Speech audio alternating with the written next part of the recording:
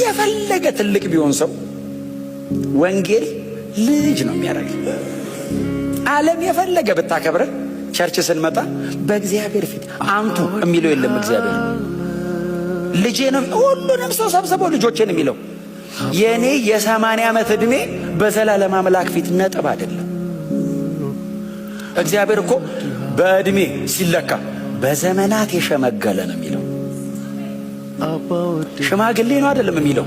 ዘመናት ጠግበዋል እሱ ጋር እያረጁ ሄዱ ዘመናት እና ዘመናትን በመቀበል እነሱን በመጨረስ በማሳለቅ ለዘላለም በመኖር የሸመገለ ነው። በዘመን ብዛት ነው እንጂ በማንነቱ ሸምግሏል አይደለም ቃሉ። ዘመን አረጀ እሱ እጅ ላይ አለቀ። ተቆጥሮ አለቀና ከጊዜ ውጪ ነው እግዚአብሔር። አንቱ የለም በእግዚአብሔር ፊት።